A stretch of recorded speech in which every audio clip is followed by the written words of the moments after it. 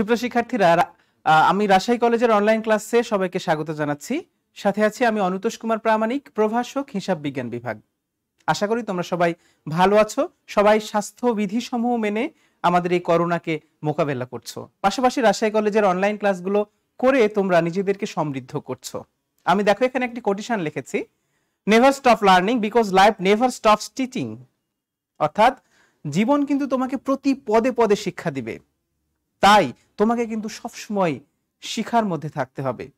Source বা way যেটাই হোক না কেন আমাদের কিন্তু শিখতে হবে। আমাদের অনলাইন ক্লাসের মাধ্যমে শিখি বা বাসায় আমরা বই পড়ে শিখি বা অন্য যে কোনো মাধ্যমে অডিও ভাবে শিখি আর ভিজুয়ালি শিখি, যেটা শিখি না কেন আমাদের অবশ্যই শিখার মধ্যে থাকতে হবে, কেননা জীবন আমাদেরকে প্রতি পদে পদে কিন্তু এক একটা শিক্ষা দেবে। ওকে, মনে রাখবে যে এরপরে ফার্স্ট ইয়ারে তোমরা এখন আছো, সেকেন্ড ইয়ারে শুরু হবে, তারপরে তোমাদের বোর্ডের পরীক্ষা হবে, তারপরে ভর্তি পরীক্ষা হবে। সেখানে তোমাদের ব্যাপক একটা ফাইটিং করে তোমাদেরকে বিভিন্ন পাবলিক বিশ্ববিদ্যালয়ে চান্স পেতে হবে।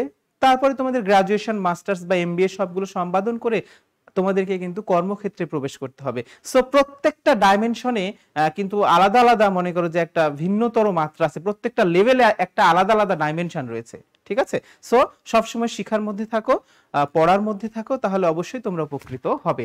তো আজকের সেশনে সবাইকে আমি স্বাগত জানাচ্ছি। আমরা দেখো প্রিয় শিক্ষার্থী যে উচ্চ মাধ্যমিক একাদশ শ্রেণীর ব্যবসায় শিক্ষা শাখার শিক্ষার্থীদের আমি ফিন্যান্স, ব্যাংকিং এবং বীমা এর প্রথম পত্রের উপর ক্লাস নিয়ে থাকি। আমি ইতোমধ্যে অনেকগুলো ক্লাস নিয়েছি এবং আমরা চতুর্থ অধ্যায় ফিন্যান্স, ব্যাংকিং এবং বীমা এর প্রথম পত্র ফিন্যান্সের চতুর্থ অধ্যায়ের উপর ক্লাস নিচ্ছিলাম এবং তার উপর আজকে আমি পঞ্চম ক্লাসটি নিব। তো আজকের ক্লাসে যাওয়ার আগে আমরা গত ক্লাসে কি পড়েছিলাম একটু জাস্ট আমরা দেখে নিই, কেননা গত ক্লাসটা আমরা কিন্তু যথাযথভাবে সম্পাদন করতে পেরেছিলাম না। দেখো প্রিয় শিক্ষার্থী, আমরা কিন্তু গত ক্লাসে সমচ্ছেদ বিশ্লেষণ নিয়ে কথাবার্তা বলেছিলাম যে একটি প্রতিষ্ঠানের স্থায়ী খরচ, পরিবর্তনশীল খরচ এবং বিক্রয়ের পরিমাণ এর মধ্যে যে সম্পর্ক আছে, এই সম্পর্ক নির্ধারণের কৌশল যে বিশ্লেষণের মাধ্যমে আমরা তুলে ধরি সেটিকে আমরা সমচ্ছেদ বিশ্লেষণ বলে থাকি। আর সমচ্ছেদ বিশ্লেষণের মধ্যে একটা ইম্পর্টেন্ট টার্ম হচ্ছে সমচ্ছেদ বিন্দু।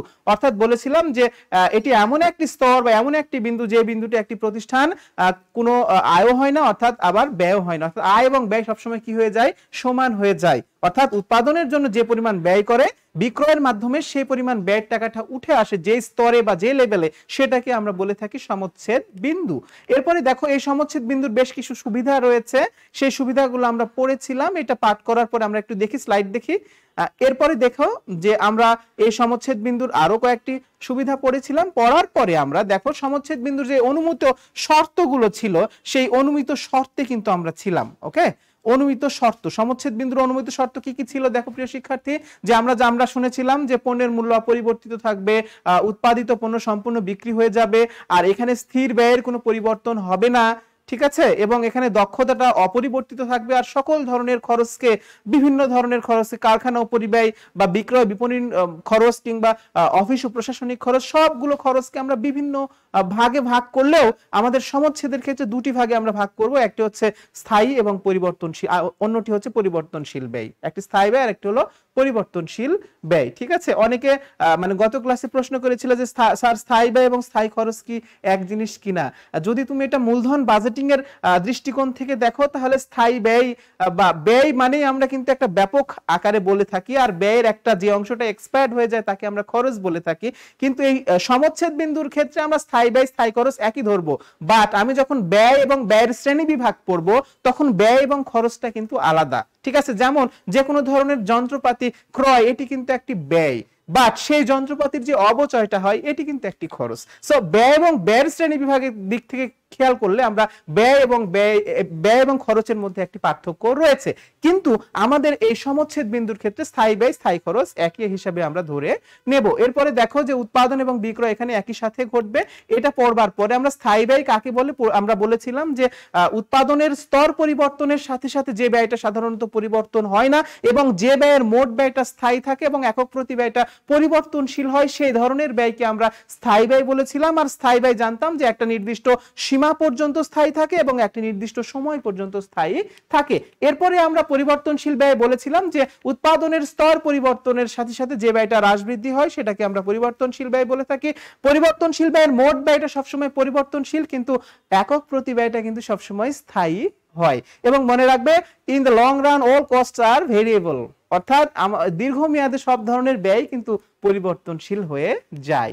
এরপর দেখো আমরা এই সূত্রটা পড়েছিলাম, সেখানে আমরা দেখেছিলাম যে বিক্রয় থেকে যদি পরিবর্তনশীল ব্যয় মাইনাস করি তাহলে পাই কন্ট্রিবিউশন মার্জিন বা দত্তাংশ বা অনুদান প্রান্ত বা অবদান অংশ, তুমি যেভাবে এটাকে বলবে সেটাই হবে, বা সিএম এটাকে বলে থাকি, সেখান থেকে যদি স্থায়ী ব্যয়টা আমরা মাইনাস করে দিই তাহলে পাই মুনাফা।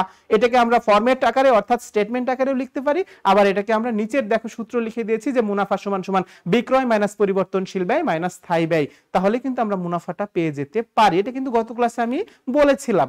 এরপরে দেখো সমচ্ছেদ বিন্দু নির্ণয় করার ক্ষেত্রে যে একক এবং টাকায় নির্ধারণ করার যে সূত্রগুলো আছে সেই সূত্রগুলোর মধ্যে আমি দুটো সূত্র আলোচনা করেছিলাম, তারপরে আমার ক্লাসটা শেষ হয়ে গিয়েছিল। সেখানে দেখেছিলাম যে ব্রেক ইভেন পয়েন্ট একক নির্ধারণ করার ক্ষেত্রে ফিক্সড কস্টকে আমরা কন্ট্রিবিউশন মার্জিন দিয়ে ফিক্সড কস্টকে আমরা একক প্রতি কন্ট্রিবিউশন মার্জিন বা একক প্রতি অনুদান প্রান্ত আমরা সেটা কিভাবে পাই, একক প্রতি বিক্রয় মূল্য থেকে একক প্রতি পরিবর্তনশীল ব্যয়টা মাইনাস করলে যা হয় সেটাকে বলা হয় সমান সমান অনুদান প্রান্ত দ্বারা ভাগ করে দিলেই স্থির ব্যয়কে আমরা পাই ব্রেক ইভেন পয়েন্ট একক। আবার কোন কোন ক্ষেত্রে আমরা প্রকৃত বিক্রয় একক থেকে নিরাপত্তা প্রান্ত একক আমরা যদি মাইনাস করে দিই তখনও কিন্তু আমরা ব্রেক ইভেন পয়েন্ট একক পাই। এই ব্রেক ইভেন পয়েন্ট টাকায় যদি নির্ধারণ করতে চাই তাহলে ব্রেক ইভেন পয়েন্ট একক যদি তুমি আগে নির্ধারণ করে রাখো, সেই একককে আমরা জাস্ট একক প্রতি বিক্রয় মূল্য দ্বারা গুণ করে দেব, তাহলে আমরা ব্রেক ইভেন পয়েন্ট টাকাটা পেয়ে যাব। আর এই ব্রেক ইভেন পয়েন্ট আবার আমরা স্থির ব্যয়কে অনুদান প্রান্ত অনুপাত দ্বারা যদি ভাগ করি তাও কিন্তু আমরা এই ব্রেক ইভেন পয়েন্ট টাকাটা পেয়ে যেতে পারি। এছাড়া আরো বিভিন্ন ধরনের পদ্ধতি রয়েছে, এখানে সূত্র রয়েছে, সেই সূত্রগুলো তোমরা একটু দেখবা এবং সেই সূত্র নিয়ে কিন্তু আমরা অঙ্ক করব। তোমরা ভালোভাবে সূত্রগুলো অবজার্ভ করার চেষ্টা করো, মনের মধ্যে গেঁথে নেওয়ার চেষ্টা করো, তাহলে হৃদয়ঙ্গম করার চেষ্টা করো, তাহলে তোমরা অঙ্কের ক্ষেত্রে কিন্তু ভালো কিছু করতে পারবে। এছাড়া বলে রাখি যে এই সমচ্ছেদ বিন্দুর উপর কিন্তু অ্যাকাউন্টিং সেকেন্ড পেপারের একটা পুরো চ্যাপ্টার আছে, অর্থাৎ সমচ্ছেদ বিন্দু যদি তুমি এখন ভালো করে শিখো তাহলে সেকেন্ড ইয়ারে গিয়ে একটা চ্যাপ্টার অ্যাকাউন্টিং এর পুরোটাই কমপ্লিট হয়ে যাবে। তো সুপ্রিয় শিক্ষার্থী, আজকের পাঠ হচ্ছে, দেখো আমরা ইতোমধ্যে এই চ্যাপ্টারের উপর চারটি ক্লাস নিয়েছি এবং সেখানে আমরা 3টি ক্লাস নগদ প্রবাহ বিবরণীর মতো নিয়েছি এবং লাস্ট ক্লাসে আমি সমচ্ছেদ বিশ্লেষণের কিছু অংশ পড়িয়েছিলাম। আজকে আমরা বাকি অংশটা পড়াবো। দেখো যে আমরা আজকে লেকচার নং 5 এবং আজকে আমরা সমচ্ছেদ বিশ্লেষণের সমচ্ছেদ বিন্দু কিভাবে নির্ধারণ করতে হয় সেই বিষয়টা নিয়ে আমরা আজকে পড়বো। দেখো আজকের শিক্ষণফল হচ্ছে অনুদান প্রান্ত এবং অনুদান প্রান্ত অনুপাত ব্যাখ্যা করতে পারবে এবং নিরাপত্তা প্রান্ত কি, নিরাপত্তা প্রান্তের এই অনুপাতটা কিভাবে নির্ধারণ করতে হয় সেটা আমরা নির্ণয় করতে পারবো। পাশাপাশি যেহেতু সবগুলো সূত্র আমরা শিখে ফেলবো তাই আমরা সমচ্ছেদ বিন্দুর বিভিন্ন ধরনের সমস্যার সমাধান করতে পারবো। দেখো আমরা প্রথম যে আমাদের স্লাইড সেটি হচ্ছে, দেখো খেয়াল করো, অনুদান প্রান্ত বা কন্ট্রিবিউশন মার্জিন। আমরা দেখেছি যে স্থির ব্যয়কে অনুদান প্রান্ত দিয়ে ভাগ করলে ব্রেক ইভেন পয়েন্ট পাওয়া যায়, কিন্তু অ্যাকচুয়ালি অনুদান প্রান্ত বলতে কি বোঝায়? সো মনে রাখবে প্রিয় শিক্ষার্থী যে বিক্রয় মূল্য হতে বিক্রয়ের যে প্রান্তিক ব্যয় সমূহ রয়েছে, যে পরিবর্তনশীল ব্যয়গুলো রয়েছে সেগুলো যদি বাদ দিয়ে দিই তাহলে যেটা থাকবে সেটাকে কিন্তু বলা হয়ে থাকে কি আমাদের অনুদান প্রান্ত। ঠিক আছে, মনে রাখবে যে এই অনুদান প্রান্তকে আমরা বিভিন্ন নামে ডাকি, একটি দত্তাংশ, একটি অবদান অংশ বা অনুদান প্রান্ত, যে নামে আমরা ডাকি না কেন, একে আবার প্রান্তিক আয়ও কিন্তু বলা হয়ে থাকে, অর্থাৎ কন্ট্রিবিউশন মার্জিন বা অনুদান প্রান্তকে আমরা প্রান্তিক আয়ও বলে থাকি। কেননা বিক্রয় মূল্য হতে প্রান্তিক ব্যয়টুকু বা পরিবর্তনশীল ব্যয়টুকু মাইনাস করি, জন্য এটাকে আমরা কি বলে থাকি, প্রান্তিক আয়ও কিন্তু আমরা বলে থাকি সুপ্রিয় শিক্ষার্থী। এছাড়াও মনে রাখবে যে এই অনুদান প্রান্ত বা কন্ট্রিবিউশন মার্জিন বা প্রান্তিক আয় বা দত্তাংশ এটা সবসময় কিন্তু বিক্রয়ের পরিমাণের উপর নির্ভর করে। আমি আবারও বলছি যে এই অনুদান প্রান্ত, দত্তাংশ কিংবা প্রান্তিক আয় কিংবা কন্ট্রিবিউশন মার্জিন এটা কিন্তু সবসময় নির্ভর করে কার উপর, বিক্রয়ের পরিমাণের উপর। এবং মনে রাখবে যে এই অনুদান প্রান্তের কিন্তু বিক্রয়ের পরিমাণের সাথে একটি সমমুখী সম্পর্ক রয়েছে। সমমুখী সম্পর্ক মানেই মনে রাখবে বিক্রয় বাড়লে অনুদান প্রান্ত বাড়বে আর বিক্রয় কমে গেলে আমাদের অনুদান প্রান্ত কি হয়ে যাবে, কমে যাবে। তো সুপ্রিয় শিক্ষার্থী তোমরা দেখো আমরা স্লাইডে দেখতে পাচ্ছি এখানে অনুদান প্রান্ত নির্ধারণ করার বিভিন্ন ধরনের পদ্ধতি আমরা এখানে সূত্র দিয়েছি, যে বিক্রয় থেকে পরিবর্তনশীল ব্যয় মাইনাস করলে দত্তাংশ হয়। এছাড়া আরো সূত্র রয়েছে, স্থির ব্যয়ের সাথে মুনাফাটা যোগ করো, অথবা যদি লোকসান হয় তাহলে স্থির ব্যয় থেকে যদি লোকসানটা বিয়োগ করে দাও তাহলে কিন্তু আমরা দত্তাংশ পেয়ে যাই। এছাড়া আরো একটি সূত্র আছে, সেটি হলো বিক্রয়কে যদি আমি দত্তাংশ অনুপাত দিয়ে গুণ করে দেই তাহলে কিন্তু আমরা দত্তাংশ পেয়ে যাই। দেখো ভালো করে খেয়াল করে দেখো, বিক্রয়কে দত্তাংশ অনুপাত দিয়ে গুণ করলে দত্তাংশ পাবো। অ্যাকচুয়ালি মূল কথা হচ্ছে যে এই দত্তাংশ কিন্তু পাওয়াই যাবে, বা এই অনুদান প্রান্ত কিন্তু নির্ভরই করে থাকে কার উপর? বিক্রয়ের উপর। ঠিক আছে, এছাড়া দেখো নিচে একক প্রতি দত্তাংশ সমান সমান কি লেখা আছে? একক প্রতি বিক্রয় মূল্য থেকে একক প্রতি পরিবর্তনশীল ব্যয় মাইনাস করে দিলে একক প্রতি দত্তাংশ পেয়ে যাব। এছাড়া আরো একটি সূত্র আছে, দেখো স্থির ব্যয়কে যদি আমি সমচ্ছেদ বিন্দু একক দ্বারা ভাগ করে দেই তাও কিন্তু আমি দত্তাংশ একক প্রতি পেয়ে যেতে পারি। সো এই কোন তথ্য মানে কোন সূত্রটা কোথায় কাজে লাগবে এটা কিন্তু তোমার তথ্য দেওয়ার উপর, অর্থাৎ অঙ্কে তথ্য প্রাপ্তির উপর নির্ভর করবে যে কোন সূত্রটা আমরা কোথায় কোথায় ব্যবহার করব সুপ্রিয় শিক্ষার্থী। এরপরে দেখো আমাদের পরের স্লাইড, সেটি হচ্ছে অনুদান প্রান্ত অনুপাত কাকে বলে, বা সেটাকে বলি আমরা দত্তাংশ অনুপাত বা প্রান্তিক আয় অনুপাত, বা সেটাকে কন্ট্রিবিউশন মার্জিন রেশিও বা সিএমআর বলে থাকি, কন্ট্রিবিউশন মার্জিন রেশিও। তো এটা মনে রাখবে সবসময় যে অ্যাকচুয়ালি এই অনুদান প্রান্ত অনুপাতকে আমরা মুনাফার প্রান্ত অনুপাতও বলে থাকি। এটি মূলত বিক্রয়ের উপর অনুদান প্রান্তের অনুপাত। দেখো আমার সূত্রের মধ্যেই, আমার সংজ্ঞার মধ্যেই সূত্রটা লেখা আছে, বিক্রয়ের ওপর অনুদান প্রান্তের অনুপাত। তাহলে বিক্রয়ের ওপরে কে থাকবে? অনুদান প্রান্ত, তাহলে নিচে কে থাকবে? বিক্রয়। বিক্রয়ের ওপর অনুদান প্রান্ত অর্থাৎ নিচে বিক্রয়, উপরে কি? অনুদান প্রান্ত। অর্থাৎ অনুদান প্রান্তকে যদি আমি বিক্রয় দিয়ে ভাগ করে দেই তাহলে যে অনুপাতটা পাই সেটাকে আমরা অনুদান প্রান্ত অনুপাত বলে থাকি। দেখো এখানে আমি সূত্র লিখেছি, মানে দত্তাংশ অনুপাতের বিভিন্ন প্রকার সূত্র আছে। প্রথম যেটা বলি সেটা হচ্ছে একক প্রতি কন্ট্রিবিউশন মার্জিন ভাগ একক প্রতি বিক্রয় মূল্য। অর্থাৎ তথ্য যদি তোমার কাছে একক প্রতি দেওয়া থাকে তাহলে নো প্রবলেম, তুমি একক প্রতি ধরেই কাজ করে দাও, অর্থাৎ একক প্রতি কন্ট্রিবিউশন মার্জিনকে একক প্রতি বিক্রয় মূল্য দ্বারা ভাগ করে দাও, তাহলে আমার দত্তাংশ অনুপাত বের হবে। একইভাবে যদি টোটাল বের করি, মনে করো টোটাল টাকা দেওয়া আছে বিক্রয়ের, তাহলে টোটাল কন্ট্রিবিউশনকে টোটাল বিক্রয় মূল্য দ্বারা ভাগ করে দাও, তাও কিন্তু আমার ওই অনুপাত কিন্তু একই বাড়াবে। ঠিক আছে, এরপরে দেখো যে স্থির ব্যয়কে যদি আমি সমচ্ছেদ বিন্দু টাকায় দ্বারা ভাগ করে দেই, আবারও বলছি সমচ্ছেদ বিন্দু টাকায় দ্বারা ভাগ করি তাহলে কিন্তু দত্তাংশ অনুপাত পাই। আবার স্থির ব্যয়ের সাথে মুনাফাটা যোগ করে আমি যদি বিক্রয় দ্বারা ভাগ করি তাও কিন্তু আমি কি পাই? দত্তাংশ অনুপাত পাই। কেননা স্থির ব্যয়ের সাথে যদি মুনাফাটা যোগ করি তাহলে হয় কন্ট্রিবিউশন বা দত্তাংশ, মোট দত্তাংশ হয়। সেই দত্তাংশকে যদি আমি বিক্রয় দ্বারা ভাগ করি তাও কিন্তু আমার দত্তাংশ অনুপাত বের হবে। আর একটি সূত্র আছে, এই সূত্রটি সবচেয়ে ইম্পর্টেন্ট, এটা হচ্ছে ব্যতিক্রম একটি সূত্র, সাধারণত পরীক্ষায় আসে না, তবে আমরা কিন্তু এটা ট্রাই করব, এটা দ্বারা অঙ্ক সমাধান করবার চেষ্টা করব। যখন 2টি বছরের বিক্রয়, 2টি বছরের পরিবর্তনশীল ব্যয় এবং 2টি বছরের স্থায়ী ব্যয় থাকবে তখন কিন্তু আমাদের এই দত্তাংশ অনুপাতের এই সূত্রটা প্রয়োগ করব, সেটা হচ্ছে মুনাফার পরিবর্তন ডিভাইডেড বাই বিক্রয়ের পরিবর্তন। তাহলে কিন্তু আমরা কি পাবো? দত্তাংশ অনুপাত পাবো। আমি আবারও বলছি, যখন 2টি বছরের 2টি পিরিয়ডের যখন ইনফরমেশন দেওয়া থাকবে, কিসের? বিক্রয়ের, পরিবর্তনশীল ব্যয়ের, স্থায়ী ব্যয়ের, তখন আমরা এই সর্বশেষ সূত্র যেটা মুনাফার পরিবর্তন ভাগ বিক্রয়ের পরিবর্তন, এটা ইউজ করে সেখান থেকে আমরা দত্তাংশ অনুপাত বের করতে পারবো সুপ্রিয় শিক্ষার্থী।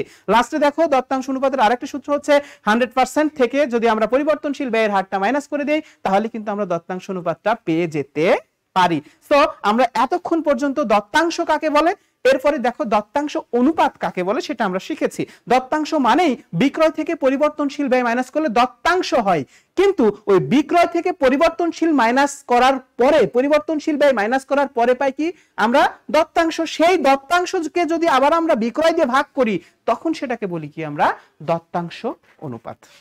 ওকে, এরপরে দেখো আমাদের এই দত্তাংশ অনুপাত বা কন্ট্রিবিউশন মার্জিন রেশিও, এটা আমরা কোথায় কোথায় ব্যবহার করে থাকি আমরা একটু দেখি। এখানে শিক্ষার্থী মনে রাখবে যে এই আমরা এই দত্তাংশ অনুপাতটা আমরা স্লাইডেই থাকবো, ঠিক আছে? স্লাইডে দেখবো যে সমচ্ছেদ বিন্দু নির্ণয় করার সময় কিন্তু আমরা এই দত্তাংশ অনুপাতটা বের করতে পারি। মনে রাখবে যে প্রথমে তাহলে আমি কি বলেছি? সমচ্ছেদ বিন্দু নির্ণয় করার ক্ষেত্রে তাহলে ব্রেক ইভেন পয়েন্ট যদি আমি টাকায় নির্ণয় করি তাহলে কিন্তু আমরা ওই কন্ট্রিবিউশন মার্জিন রেশিওটা কিন্তু আমরা ব্যবহার করে থাকি। তাহলে দেখো প্রথমে বলেছি যে ব্রেক ইভেন পয়েন্ট টাকায় নির্ধারণ করার সময় বা ব্রেক ইভেন পয়েন্ট নির্ণয় করার সময় কিন্তু আমরা এই দত্তাংশ অনুপাত নির্ণয় মান অর্থাৎ ব্যবহার করে থাকি। কিভাবে?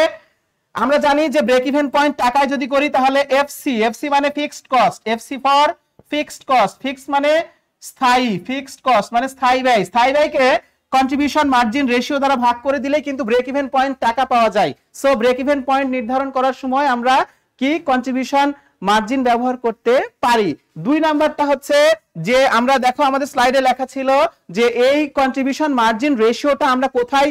মুনাফা বা প্রফিট নির্ণয় করার ক্ষেত্রেও কিন্তু আমরা ব্যবহার করতে পারি। সো প্রফিট সময় সমান সমান দেখো প্রফিট সমান, খেয়াল করো আমি যদি মুনাফাটা নির্ণয় করতে চাই তাহলে সূত্রটা হচ্ছে বিক্রয়কে যদি আমরা কন্ট্রিবিউশন মার্জিন রেশিও দ্বারা গুণ করি, দেখো বিক্রয়কে যদি কন্ট্রিবিউশন মার্জিন রেশিও দ্বারা গুণ করি তাহলে পাই কন্ট্রিবিউশন মার্জিন, আর এই কন্ট্রিবিউশন মার্জিন থেকে যদি স্থায়ী ব্যয়টা মাইনাস করে দেই তাহলে পাই প্রফিট। একটু ইংরেজি টার্ম ব্যবহার করছি, কঠিন নয়, খুবই সহজ একটা জিনিস। দেখো আমি আবারও বলি যে প্রথমে ব্রেক ইভেন পয়েন্ট টাকা নির্ধারণ করতে কিন্তু আমরা অনুদান প্রান্ত অনুপাত ব্যবহার করি, আবার মুনাফা নির্ণয় করতেও কিন্তু আমরা এই কন্ট্রিবিউশন মার্জিন রেশিওটা ব্যবহার করি। কখন কিভাবে? এই বিক্রয়ের উপর কন্ট্রিবিউশন মার্জিন রেশিও যদি তুমি চার্জ করে দাও তাহলে তুমি পাও কন্ট্রিবিউশন মার্জিন বা দত্তাংশ বা অবদান অংশ। এখান থেকে যদি ফিক্সড কস্ট বা স্থায়ী ব্যয়টা মাইনাস করে দাও তাহলে আমরা যেটা পাই সেটাকে বলা হয় প্রফিট। সো প্রফিট নির্ণয় করার ক্ষেত্রেও কিন্তু আমরা কি ব্যবহার করে থাকি? এই কন্ট্রিবিউশন মার্জিন রেশিও বা দত্তাংশ অনুপাতটা আমরা বের করে বা এটার ব্যবহার করে থাকি। এরপরে দেখো বলেছে 3 নম্বরে যে কাঙ্ক্ষিত বিক্রয় নির্ণয়, কাঙ্ক্ষিত বিক্রয় নির্ণয় করার ক্ষেত্রেও কিন্তু আমরা দত্তাংশ অনুপাতটা ব্যবহার করে থাকি। কিভাবে ব্যবহার করে থাকি একটু দেখো প্রিয় শিক্ষার্থী, যে কাঙ্ক্ষিত বিক্রয়ের সূত্র হচ্ছে কাঙ্ক্ষিত বিক্রয় সমান সমান, খেয়াল করে দেখো, স্থায়ী ব্যয়ের সাথে যোগ করব কাঙ্ক্ষিত মুনাফা, কাঙ্ক্ষিত মুনাফা divided by contribution margin ratio. অর্থাৎ খেয়াল করে দেখো স্থায়ী ব্যয়ের সাথে যদি কাঙ্ক্ষিত মুনাফা যোগ করে কন্ট্রিবিউশন মার্জিন রেশিও, এই যে এখানে কন্ট্রিবিউশন মার্জিন রেশিও দ্বারা ভাগ করছি, এটাও তো আমার অনুদান প্রান্ত অনুপাত। সো এই কাঙ্ক্ষিত বিক্রয়ের টাকার পরিমাণ নির্ধারণ করার ক্ষেত্রে কিন্তু আমি কন্ট্রিবিউশন মার্জিন রেশিওটা ব্যবহার করতে পারি। তাহলে দেখলাম ব্যবহার 3 জায়গাতে। একটা প্রথমে আমরা ব্যবহার দেখলাম সমচ্ছেদ বিন্দু টাকায় নির্ণয় করতে আমরা ব্যবহার করে থাকি কি? এই যে কন্ট্রিবিউশন মার্জিন রেশিও ব্যবহার করে থাকি। প্রফিট নির্ণয় করার ক্ষেত্রে আমরা কন্ট্রিবিউশন মার্জিন রেশিও ব্যবহার করে থাকি। আবার কাঙ্ক্ষিত বিক্রয় নির্ণয় করার ক্ষেত্রে আমরা কন্ট্রিবিউশন মার্জিন রেশিও ব্যবহার করে থাকি। এছাড়া জাস্ট মনে রাখবে যে বিক্রয় মূল্য নির্ধারণের ক্ষেত্রে আবার পরিবর্তনশীল ব্যয় বের করার ক্ষেত্রেও কিন্তু আমরা এই কন্ট্রিবিউশন মার্জিন কোনো না কোনো সূত্রের ক্ষেত্রে আমরা কন্ট্রিবিউশন মার্জিন রেশিওটা কিন্তু ব্যবহার করে থাকি। সুপ্রিয় শিক্ষার্থী, চলো আমরা দেখো এতক্ষণ পর্যন্ত যে অনুদান প্রান্ত এবং অনুদান প্রান্ত অনুপাত নিয়ে কিন্তু একটা বিস্তারিত আলোচনা করলাম। এরপরে দেখো আমরা নিরাপত্তা প্রান্ত নিয়ে একটু কথাবার্তা বলবো। তো এই নিরাপত্তা প্রান্ত কাকে বলে এটা কিন্তু সবচেয়ে ইম্পর্টেন্ট একটি প্রশ্ন। যে মনে রাখবে সমচ্ছেদ মানে বিন্দু হতে প্রকৃত বিক্রয় যতটুকু বেশি হয়, অর্থাৎ প্রকৃত বিক্রয় সমচ্ছেদ বিন্দু অপেক্ষা যত বেশি হবে সেটাকে আমরা বলে থাকি কি? নিরাপত্তা প্রান্ত। ঠিক আছে, মনে করো যে একটি প্রতিষ্ঠান বিক্রয় করেছে 10,000টি পণ্য, সাপোজ টিভি ওয়ালটন, মনে করো যে একটি কোম্পানি হচ্ছে ওয়ালটন, সেই ওয়ালটন এই বছরে 10,000টি টিভি বিক্রি করেছে সাপোজ। তো এই প্রতিষ্ঠানের সমচ্ছেদ বিন্দু মনে করো 7,000টি টিভি, অর্থাৎ প্রতিষ্ঠান যদি 7,000টি টিভি বিক্রি করতে পারে তাহলে তাদের আয় এবং ব্যয় সমান হয়ে যাবে, মানে ব্যয়ের টাকাটা বিক্রয়ের মাধ্যমে উঠে আসবে। ঠিক আছে, কিন্তু এই যে দেখো যে 7,000টি হচ্ছে তাদের ব্রেক ইভেন পয়েন্ট, তাহলে তার থেকে কতটুকু বেশি বিক্রি করেছে? 10,000 মোট বিক্রি করেছে, তাহলে 10,000 থেকে যে 7,000 মাইনাস করে দাও তাহলে কত হলো? 3,000টি যে অতিরিক্ত মানে এখানে সে বিক্রি করেছে, এই অতিরিক্ত যে পরিমাণটা বিক্রি করলো সেটাকে বলা হয় নিরাপত্তা প্রান্ত। ঠিক আছে, আমি আবারও বলি যে প্রতিষ্ঠানের প্রকৃত বিক্রয় অপেক্ষা সমচ্ছেদ বিন্দু যদি মাইনাস করে দিই, অর্থাৎ প্রকৃত বিক্রয় থেকে সমচ্ছেদ বিন্দু যদি মাইনাস করে দিই তাহলে আমরা এই নিরাপত্তা প্রান্তটা পেয়ে যাই। অর্থাৎ সমচ্ছেদ বিন্দু অপেক্ষা প্রতিষ্ঠান যত বেশি বিক্রয় করবে ততই তার কি হয়ে যাবে? নিরাপত্তা প্রান্ত তত কি হবে? বেশি বাড়বে। ঠিক আছে, তো এখানে খেয়াল করে দেখো যে এই নিরাপত্তা প্রান্ত বৃদ্ধি পাওয়ার ক্ষেত্রে আরো কিছু কিছু উপাদান আছে, যেমন স্থির ব্যয় এবং পরিবর্তনশীল ব্যয় যদি হ্রাস পায় তাহলে আমাদের এই মার্জিন অফ সেফটি বা নিরাপত্তা প্রান্ত কিন্তু বাড়বে। আবার যদি বিক্রয় মূল্য বা বিক্রয়ের পরিমাণ যদি বৃদ্ধি পায় তবুও কিন্তু আমাদের এই নিরাপত্তা প্রান্তটা বাড়তে থাকবে। তাহলে নিরাপত্তা এই প্রান্তটা বাড়বে কি কি ভাবে? দুইটা ভাবে। কি কি? ফার্স্ট অফ অল হচ্ছে যে হয় তোমাকে খরচ কমায় দিতে হবে, এর ফলে তোমার মানে মার্জিন অফ সেফটি বেড়ে যাবে বা নিরাপত্তা প্রান্ত বেড়ে যাবে, অথবা তোমার বিক্রয় বাড়াতে হবে বা বিক্রয় মূল্য বাড়াতে হবে।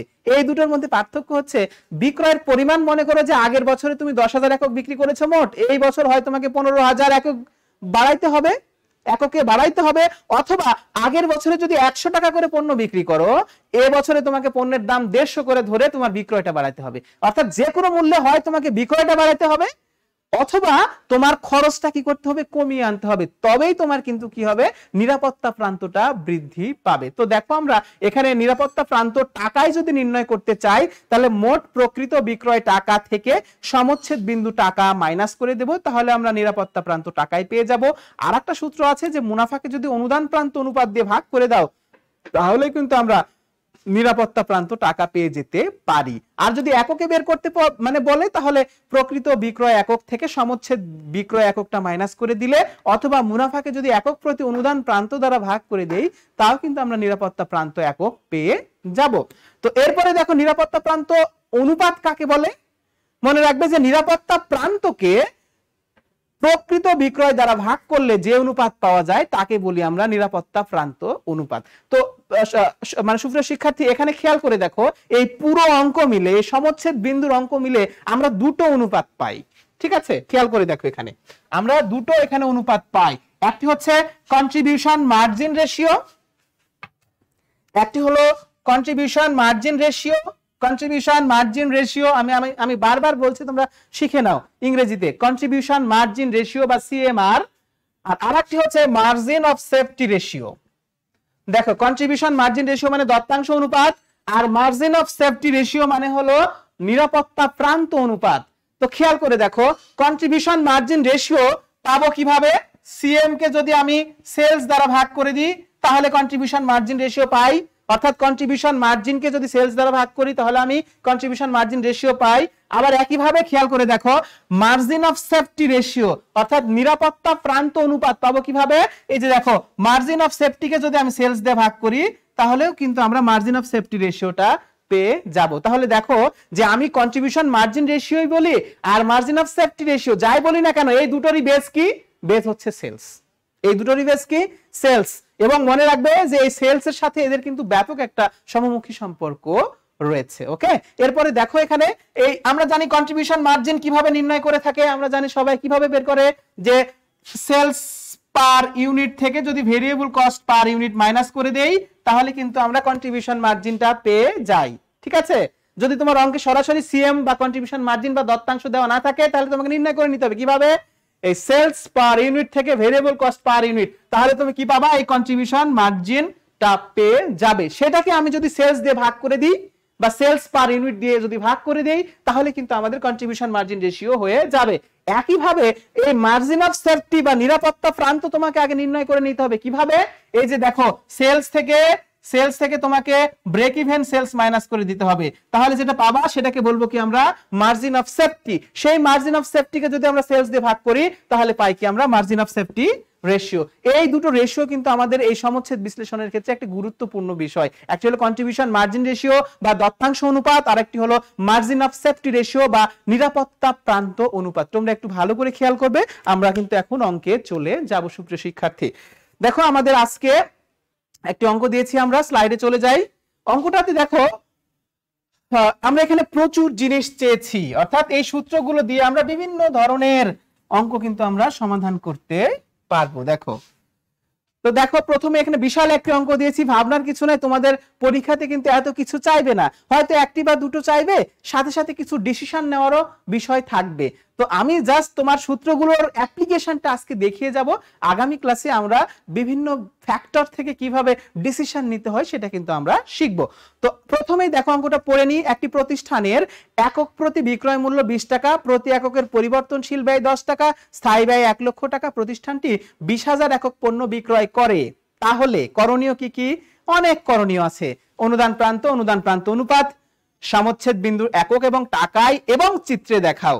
এখানে কিন্তু মূল বিষয় দেখো, সমচ্ছেদ বিন্দু এককে নির্ধারণ করা যায়, টাকা নির্ধারণ করা যায়, আবার কিন্তু গ্রাফিক্যালিও প্রেজেন্টেশন করা যায়। সো গ্রাফিক্যাল প্রেজেন্টেশন কিন্তু পরীক্ষাতে অহরহ আসে, এটা কিন্তু ভালো মতো আমাদের বুঝতে হবে। এরপরে দেখো, মুনাফা নির্ণয় করো, নিরাপত্তা প্রান্ত একক নির্ণয় করো এবং টাকা নির্ণয় করো, সাথে সাথে আমাদের মার্জিন অফ সেফটি রেশিও বা নিরাপত্তা প্রান্ত অনুপাত কত সেটা নির্ধারণ করতে বলেছে। আর লাস্টে 6 নম্বরে বলেছে যে 15,000 টাকা মুনাফা করতে চাইলে কত একক বা টাকার পণ্য বিক্রয় করতে হবে। এটা কিন্তু আমাদের মূল অঙ্ক। আমরা একে একে অঙ্কের সমাধানে চলে যাব প্রিয় শিক্ষার্থী। দেখো ক নম্বরে কি বলেছে, ক নম্বরে বলেছে অনুদান প্রান্ত কত। তাহলে অনুদান প্রান্তের সূত্র কি, খেয়াল করো, একক প্রতি বিক্রয়, একক প্রতি বিক্রয় মাইনাস একক প্রতি পরিবর্তনশীল ব্যয়। তাহলে দেখো একক প্রতি বিক্রয় আমাদের এখানে কত টাকা আছে, 20 টাকা। সো 20 টাকা মাইনাস একক প্রতি পরিবর্তনশীল ব্যয় 10, তাহলে এখানে কত হলো 10 টাকা। সো অনুদান প্রান্ত আমাদের কত হলো 10 টাকা। ঠিক আছে, এরপরে আমরা দেখবো, একটু খেয়াল করে দেখো যে অনুদান প্রান্ত অনুপাত যদি বলি, তাহলে খেয়াল করো কিভাবে নির্ধারণ করব আমরা। অনুদান প্রান্ত অনুপাত, অনুপাতের সূত্র কি, দেখো সূত্রটা হচ্ছে অনুদান প্রান্ত ডিভাইডেড বাই একক প্রতি বিক্রয় মূল্য, একক প্রতি বিক্রয়। তাহলে দেখো অনুদান প্রান্ত আমরা এখানে জাস্ট বের করে রাখছি, কত টাকা বের করে রাখছি 10, ভাগ একক প্রতি বিক্রয় মূল্য কত আমাদের এখানে অঙ্কে দেওয়া ছিল 20 টাকা। সো 20 দিয়ে ভাগ করো, যদি এটাকে পার্সেন্টেজ করো 100 দিয়ে গুণ করতে হবে, তাহলে কত হবে দেখো তো 50%, 50%।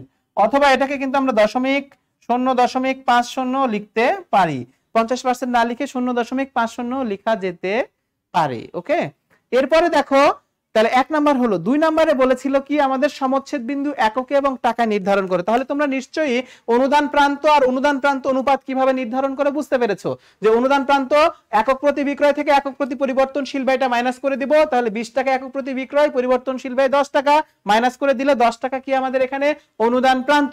আর অনুদান প্রান্ত অনুপাত কত, আমাদের অনুদান প্রান্ত ভাগ একক প্রতি বিক্রয়। তাহলে আমরা এখানে অনুদান প্রান্ত বের করেছি 10 ভাগ একক প্রতি বিক্রয় 20 ইনটু 100 দিলে আমাদের পার্সেন্টেজ বাড়াবে, সো এখানে 50%। অথবা এটাকে আমরা 0.50 এইভাবে কিন্তু আমরা অনুদান প্রান্তের অনুপাতটা কিন্তু আমরা বের করতে পারি। এরপরে দেখো 2 নম্বরে আমাদের বলেছিল কি, এটা হচ্ছে আমাদের এটা 1 ছিল, এখন 2 নম্বরে যাব, খেয়াল করে দেখো। তাহলে আমরা যদি 2 এ যাই তাহলে আমাদের কি বলেছিল প্রিয় শিক্ষার্থী, দেখো যে সমচ্ছেদ বিন্দু একক ও টাকায় এবং চিত্রে দেখাও।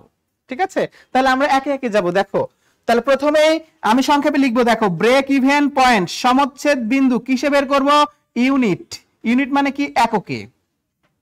তাহলে আমি সংক্ষেপে লিখছি কিন্তু, দেখো ব্রেক ইভেন পয়েন্ট কি এককে বের করব, তাহলে break even point BP unit. তোমরা পরীক্ষাতে এইভাবে লিখলেও কিন্তু সমস্যা নেই, হয়ে যাবে। তাহলে ব্রেক ইভেন পয়েন্ট এককে নির্ধারণের সূত্র হচ্ছে এফসি, এফসি মানে স্থায়ী ব্যয় ডিভাইডেড বাই, খেয়াল করো স্থায়ী ব্যয়কে যদি আমরা একক প্রতি অনুদান প্রান্ত দিয়ে ভাগ করে দিই তাহলে কিন্তু ব্রেক ইভেন পয়েন্ট ইউনিট আমরা পেয়ে যেতে পারি। ওকে, তাহলে এখানে বিষয়টা খেয়াল করে দেখো যে এই স্থায়ী ব্যয়কে যদি আমি কন্ট্রিবিউশন মার্জিন পার ইউনিট, খেয়াল করে দেখো কন্ট্রিবিউশন মার্জিন পার ইউনিট, এটা কিন্তু রেশিও না, কন্ট্রিবিউশন মার্জিন পার ইউনিট দিয়ে যদি ভাগ করে দেই তাহলে কিন্তু আমার ব্রেক ইভেন পয়েন্ট ইউনিট বের হয়ে যাবে। তাহলে দেখো আমাদের অঙ্কে স্থায়ী ব্যয় ছিল 1 লক্ষ টাকা ডিভাইডেড বাই আমাদের কন্ট্রিবিউশন মার্জিন পার ইউনিট, আমরা এই যে 1 নম্বরে বের করেছি কত টাকা, এখানে 10 টাকা। সো 10 দিয়ে ভাগ করে দাও, তাহলে কত ইউনিট হবে, 10,000 একক। অর্থাৎ এই প্রতিষ্ঠান 10,000 একক যদি পণ্য বিক্রি করতে পারে তাহলে তাদের কোনো লাভও হবে না, কোনো লসও হবে না। অর্থাৎ এদের ব্রেক ইভেন পয়েন্ট কত হাজার একক, 10,000 একক পণ্য। ওকে, এখন যদি এটা টাকা নির্ণয় করি তাহলে দেখো প্রিয় শিক্ষার্থী যে ব্রেক ইভেন পয়েন্ট যদি তুমি টাকা নির্ণয় করো তাহলে কি করতে পারবে, ব্রেক ইভেন ইউনিট কত, 10,000, তাহলে এই 10,000 ইউনিটকে তুমি গুণ করবা একক প্রতি বিক্রয় মূল্য, বিক্রয় মূল্য আমাদের একক প্রতি কত টাকা ছিল, 20 টাকা করে। সো 20 দিয়ে গুণ করে দাও, তাহলে কত হবে 20 গুণ 10,000, তাহলে হবে কত আমাদের 2 লক্ষ টাকা। এটা আমরা নির্ধারণ করতে পারি। অথবা এই ব্রেক ইভেন পয়েন্ট টাকা আমাদের আরেকটা সূত্র আছে, সেটা হচ্ছে এফসি কে যদি কন্ট্রিবিউশন মার্জিন রেশিও দ্বারা ভাগ করি, খেয়াল করে দেখো এটা কিন্তু রেশিও, অর্থাৎ স্থায়ী ব্যয়কে যদি আমি কন্ট্রিবিউশন মার্জিন রেশিও দ্বারা ভাগ করি তাহলেও কিন্তু আমার কি হবে, আমাদের ব্রেক ইভেন পয়েন্ট টাকাটা নির্ধারণ করতে পারবো। তাহলে এফসি হচ্ছে কত আমাদের 1 lakh divided by contribution margin ratio আমরা এখানে কিন্তু বের করেছিলাম, এই যে দেখো 50% বা 0.50, সো এখানে 0.50 দিয়ে ভাগ করে দাও, তাহলে কিন্তু 2 লক্ষ টাকা আমার কি হবে, ব্রেক ইভেন পয়েন্ট হবে। ওকে, তাহলে আমরা এখানে দেখলাম যে ব্রেক ইভেন পয়েন্ট যদি আমি এককে নির্ধারণ করতে চাই, তাহলে স্থায়ী ব্যয়কে এফসি মানে ফিক্সড কস্ট, স্থায়ী ব্যয়কে contribution margin per unit CMU, contribution margin per unit দ্বারা যদি আমরা ভাগ করে দেই, তাহলে কিন্তু আমরা ব্রেক ইভেন পয়েন্ট ইউনিট পেলাম কত, 10,000 একক। যদি এখন টাকা চাই তাহলে কি হবে, দেখো ব্রেক ইভেন পয়েন্ট টাকা যদি হয় তাহলে 10,000 ইউনিট গুণিতক 20 টাকা, প্রতি এককের বিক্রয় মূল্য 20 টাকা, তাহলে 10,000 কে যদি 20 দিয়ে গুণ করো তাহলে 2 লক্ষ টাকা আমার ব্রেক ইভেন পয়েন্ট। অথবা এই সূত্র ছাড়াও তুমি আরেকটা সূত্রের মাধ্যমে করতে পারো, সেটা কি, স্থায়ী ব্যয়কে কন্ট্রিবিউশন মার্জিন রেশিও দ্বারা কি করতে হবে, ভাগ করতে হবে। তাহলে স্থায়ী ব্যয় আমাদের 1 লক্ষ ডিভাইডেড বাই আমাদের এখানে কত, কন্ট্রিবিউশন মার্জিন রেশিও দেখো এই যে 1 নম্বরে বের করেছি কত, 50%, বা এটাকে বলা হয় 0.50, তাহলে 0.50 দিয়ে ভাগ করে দিবা, তাহলে আমার ব্রেক ইভেন পয়েন্ট টাকা হবে কত, 2 লক্ষ টাকা। সুপ্রিয় শিক্ষার্থী, তোমরা নিশ্চয়ই এই ব্রেক ইভেন মানে কিভাবে অনুদান প্রান্ত, কিভাবে এই অনুদান প্রান্ত অনুপাত এবং ব্রেক ইভেন পয়েন্ট টাকা এবং ইউনিট কিভাবে নির্ধারণ করতে হয় সেটা তোমরা ভালোভাবে বুঝতে পেরেছো। তাহলে দেখো আমরা অঙ্কে ব্রেক ইভেন পয়েন্ট টাকা এবং একক দুটো কিন্তু সূত্রের মাধ্যমে সমাধান করলাম, কিন্তু এটা যখনই আমরা একটা গ্রাফিক্যালি প্রেজেন্টেশন করব, গ্রাফিক্যালি যাব, তখন এটা আমরা কিভাবে নির্ধারণ করব, একটু আমরা গ্রাফটা খেয়াল করব। তোমরা ভালোভাবে গ্রাফটা আগে তোমরা আমি যেটা মানে এঁকে দেব সেটা খেয়াল করো, তারপরে তোমরা যাবে স্লাইডে, স্লাইডে আমার গ্রাফ করা আছে, শুধু এখানে তোমরা খেয়াল করো। দেখো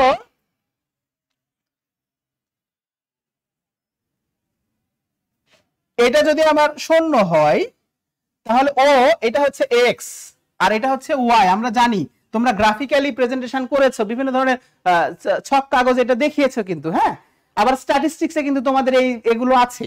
তো এখানে দেখো আমি যখন break even point graphically present করব, তখন মনে রাখবে যে এটা হচ্ছে x অ্যাক্সিস বা x অক্ষ, ও x অক্ষ, আর এটা হচ্ছে ও y অক্ষ, ঠিক আছে। তাহলে এই ও x অ্যাক্সিসে আমরা কিন্তু সব সময় ইউনিট দেব বা একক দেব, ঠিক আছে। তাহলে এখানে লিখবা বিক্রয় একক,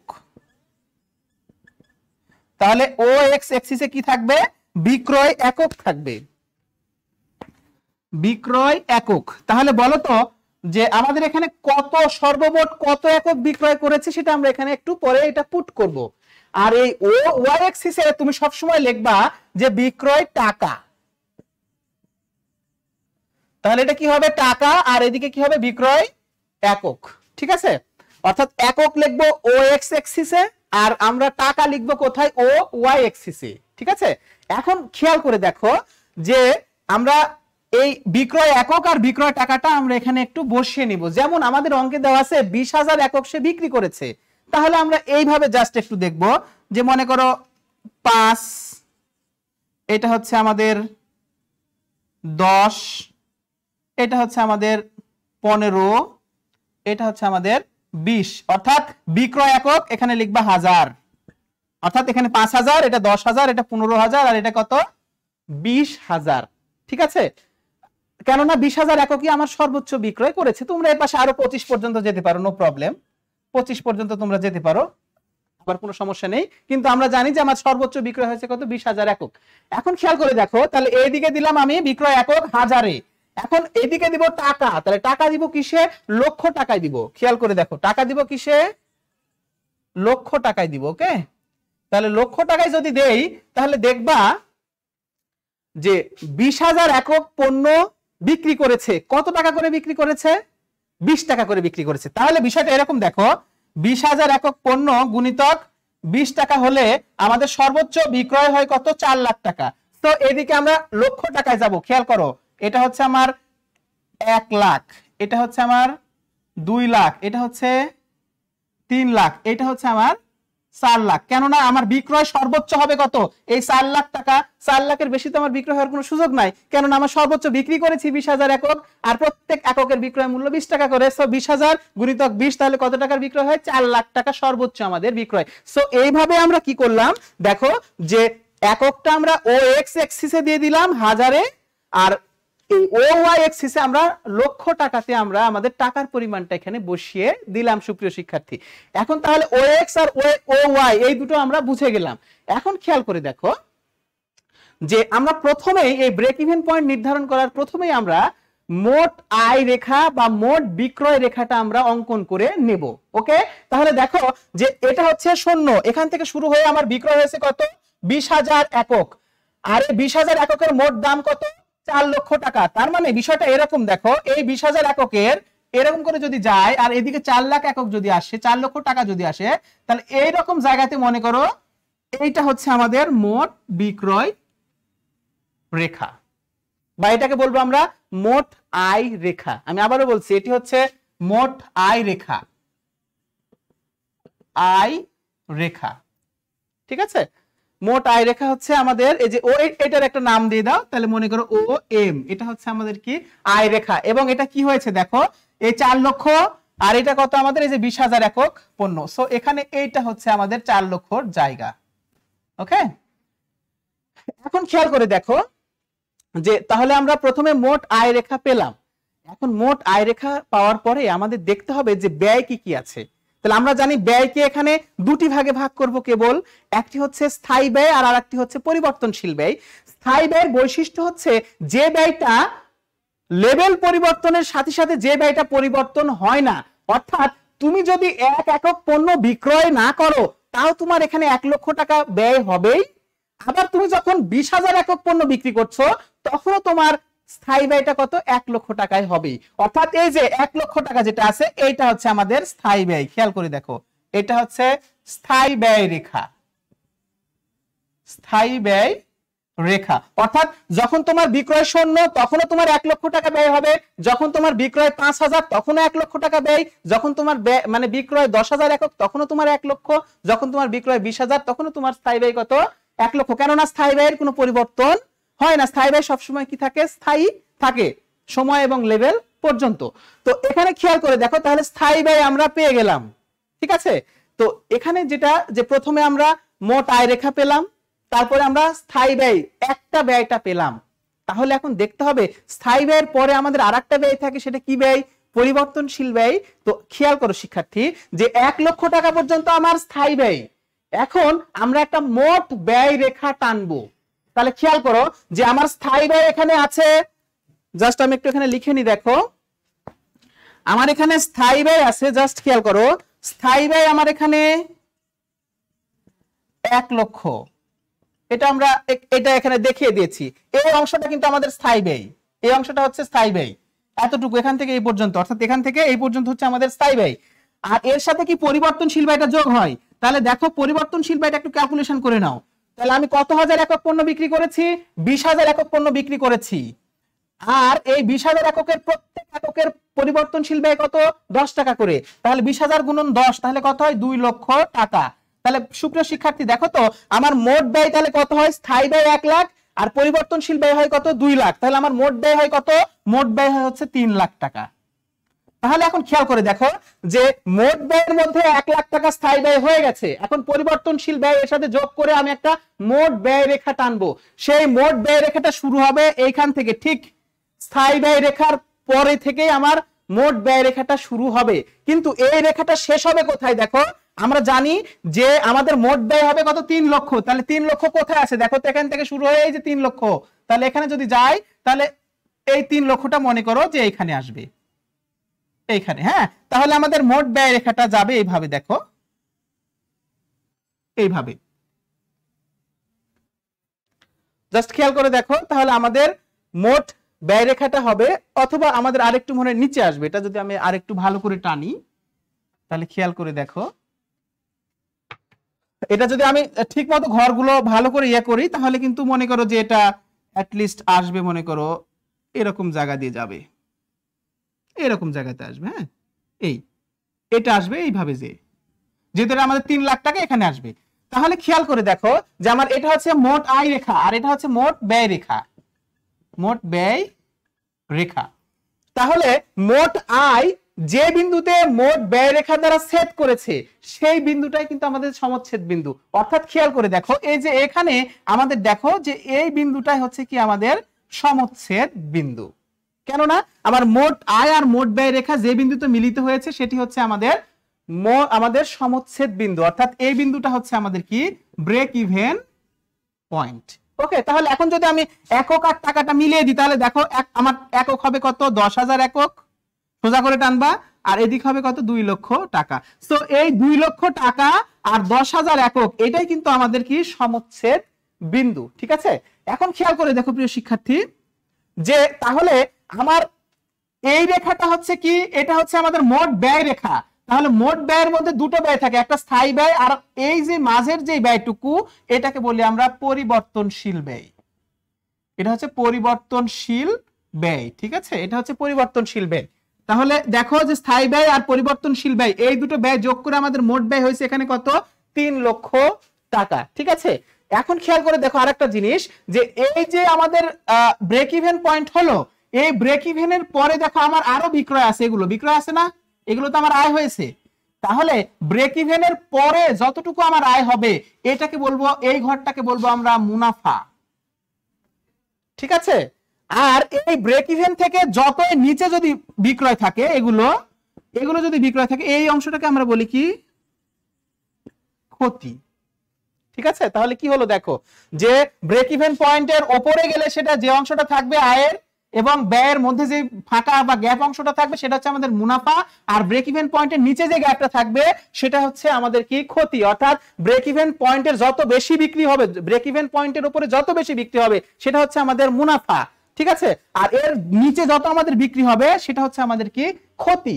আর মনে রাখবে যে এই 10,000 একক, এই 10,000 একক হচ্ছে আমাদের ব্রেক ইভেন পয়েন্ট, আর আমি বিক্রি করেছি কত 20,000 একক। তাহলে এই যে মাঝের যে আরো 10,000 একক আছে এইটা কিন্তু আমাদের কি নিরাপত্তা প্রান্ত, এটাকে বলবো কি আমরা মার্জিন অফ সেফটি বা নিরাপত্তা প্রান্ত। অর্থাৎ আমাদের যা আমাদের সমচ্ছেদ বিন্দু আছে তার থেকে আমরা যত বেশি বিক্রি করতে পারবো সেটাকে বলবো কি আমরা নিরাপত্তা প্রান্ত। তো এটি হচ্ছে আমাদের ব্রেক ইভেন পয়েন্টের গ্রাফিক্যাল প্রেজেন্টেশন। আমি আবারও একটু দেখাই, দেখো প্রথমে আমরা ও ওয়াই এবং ও এক্স এক্সিস নিয়ে নিব, নিয়ে নেওয়ার পরে ও এক্সিসে আমরা বিক্রয় একক 1000 এককে ধরলাম আর ও ওয়াই ধরলাম লক্ষ টাকায় ধরলাম। তাহলে যেহেতু আমাদের এখানে সর্বোচ্চ বিক্রয় আছে 20,000 একক, তাহলে দেখো 5,000, 10,000, 15,000 আর 20,000 একক। ঠিক আছে, আর টাকায় দেখো আমাদের টোটাল বিক্রয় হবে কত 4 লাখ। তাহলে নিশ্চয়ই দিকে 1, 2, 3, 4 লাখ গেলে আমাদের অঙ্কটা সমাধান হয়ে যাবে। তার প্রথম কাজ হচ্ছে তোমাকে আগে এই যে ও এম যেটা রেখেছি আমরা সেটা হচ্ছে আমাদের আয় রেখা, মোট আয় রেখাটা আগে নির্ধারণ করে নিতে হবে। আয় রেখা নির্ধারণ করে নেওয়ার পরে আমরা একটা স্থায়ী ব্যয় রেখা টেনে নিব, কেননা আমরা জানি স্থায়ী ব্যয় সব এককের ক্ষেত্রে কি হয় সমান হয়। তাহলে এটা আমরা টেনে নিলাম, নেওয়ার পরে আমরা এখন মোট ব্যয় রেখা আমরা টানবো। তাহলে স্থায়ী ব্যয় আমাদের 1 লাখ, তাহলে আমার মোট ব্যয় হবে কত 3 লাখ, কেননা আমার পরিবর্তনশীল ব্যয় আছে কত 2 লাখ। সো এখানে দেখো 1 লাখ পর্যন্ত গিয়েছি, তাহলে আরো 2 লাখের পর্যন্ত যোগ করে দিলে কত হয় 3 লাখ। তাহলে এই মোট ব্যয় রেখাটা শেষ হবে কোথায়, এই 3 লাখের প্রান্ত বিন্দুতে আমাদের শেষ হবে। তাহলে এইভাবে যদি টানো তাহলে দেখবা যে মোট ব্যয় রেখা মোট আয় রেখাকে একটা নির্দিষ্ট বিন্দুতে সেট করবে, আর ওই যে বিন্দুতে কর্তন করে বা সেট করে যায় সেই বিন্দুটাই হচ্ছে আমাদের ব্রেক ইভেন পয়েন্ট। অর্থাৎ এই লেভেলে আসে আমার মোট আয়টা মোট ব্যয় কি হয়ে গেছে এখানে সমান হয়ে গিয়েছে। সো এই বিন্দুটা হচ্ছে আমাদের কি ব্রেক ইভেন পয়েন্ট। ওকে, এই ব্রেক ইভেন পয়েন্টের উপরে মোট আয় আর মোট ব্যয়ের যেই সীমানা, মানে অর্থাৎ পার্থক্যর যে সীমানাটা থাকবে সেটা হচ্ছে আমাদের মুনাফার অংশ। এরপর যত বেশি এই অংশটা যত বেশি এরকম করে যাবে তত আমাদের কি হবে মুনাফা বেশি হবে। আর বিক্রয় যদি এই ব্রেক ইভেন পয়েন্টের থেকে নিচে আরো ন্যারো হয়ে আসে তখন এই অংশটা হচ্ছে আমাদের কি ক্ষতি। অর্থাৎ ব্রেক ইভেন পয়েন্টের বেশি যদি আমাদের আয় হয় তাহলে সেটা আমাদের কি যে মুনাফা, আর যদি কম হয় তাহলে সেটা হচ্ছে আমাদের কি ক্ষতি। আর এই যে তোমার যা ব্রেক ইভেন একক ছিল তার থেকে তুমি যত একক বেশি বিক্রি করলা এবং যত টাকার বেশি বিক্রি করলা সেটা হচ্ছে তোমার নিরাপত্তা প্রান্ত। তো সুপ্রিয় শিক্ষার্থী দেখো আমরা আমাদের এই ব্রেক ইভেন পয়েন্ট কিভাবে গ্রাফিক্যালি প্রেজেন্ট করা যায় সেটা আমরা এখানে দেখবার চেষ্টা করেছি। তোমরা একটু স্লাইডে যদি খেয়াল করে দেখো তাহলে স্লাইডে এটা সুন্দর একটা আমি সুন্দরভাবে সেখানে উপস্থাপন করেছি, তোমরা একটু স্লাইডটা খেয়াল করে দেখো। দেখো এখানে একটা স্লাইড আছে, এই স্লাইডে প্রথমেই দেখো আমরা দুটো এক্সিস টেনে নিব। ঠিক আছে, দুটো এক্সিস আমরা কিন্তু এখানে টেনে নিব। ঠিক আছে, তাহলে দেখো খেয়াল করে দেখো যে আমরা এটাকে দিলাম কি বিক্রয়ের পরিমাণ একক হাজারে, আর এটাকে আমরা দিব কি খরচ বা বিক্রয় মানে বিক্রয় খরচের টাকাটা হচ্ছে আমি কি খরচ এবং থাকবে এবং সাথে বিক্রয় আয়েরও টাকা থাকবে, কিন্তু সেটা থাকবে কি টাকায়, লক্ষ টাকায় থাকবে। এখন খেয়াল করো, এটা হচ্ছে আমাদের বা জিরো, এটা হচ্ছে এক্স এক্সিস আর এটা হচ্ছে ওয়াই এক্সিস। অর্থাৎ ও এক্স এক্সিসে আমরা কি দিলাম, বিক্রয়ের পরিমাণ হাজারে, মানে বিক্রয় পরিমাণের একক হাজারে দিলাম, আর ও ওয়াই দিয়েছি, খরচও দিয়েছি, পাশাপাশি বিক্রয়ের আয়ের টাকাও থাকবে, অর্থাৎ খরচের টাকা থাকবে, আয়েরও টাকা, এক কথায় টাকা থাকবে ও ওয়াই এক্সিসে।